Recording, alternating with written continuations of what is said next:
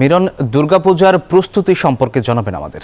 দুর্গাপূজার প্রস্তুতি যদি বলি, একদমই পুজোর কিন্তু শেষ মুহূর্তের যে সকল প্রস্তুতি সম্পন্ন করেছেন সনাতন ধর্মাবলম্বীরা, এবং মূলত আজকে পঞ্চমী এবং ষষ্ঠী কাছাকাছি সময় পড়বে এবং রাত 8টায় বোধন পূজার মধ্য দিয়ে কিন্তু দুর্গাপূজার মূল আনুষ্ঠানিকতা শুরু হবে। এবং তারপরে যেটা আমরা জানতে পেরেছি যে মূলত এবছর দুর্গা এসেছেন দোলা এবং যাবেন ঘটকে, মানে ঘোড়ায় চলে যাবেন, সেই থেকে একটু শঙ্কার বিষয় আছে। তবে পূজা নিয়ে আমরা প্রশাসনের সঙ্গে কথা বলেছি যে পূজার নিরাপত্তায় তারা সর্বাত্মক ব্যবস্থা নিরাপত্তা ব্যবস্থা জোরদার করেছেন, এবং এছাড়াও প্রত্যেকটি মণ্ডপের পক্ষ থেকে তাদের নিজস্ব একটি দল গঠন করেছেন যারা নিরাপত্তা ব্যবস্থায় দায়িত্ব পালন করবেন। এবং এর আগেই অনেক আগের থেকেই কিন্তু আমরা দেখছি যে আনসার সদস্যরা কিন্তু আরও আগের থেকে মণ্ডপগুলোতে পাহারা দিচ্ছেন।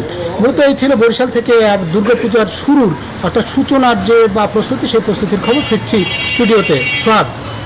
এনজিওর কিস্তি প্রথমবার বিকাশ পেমেন্ট করলেই 20 টাকা ইনস্ট্যান্ট ক্যাশব্যাক।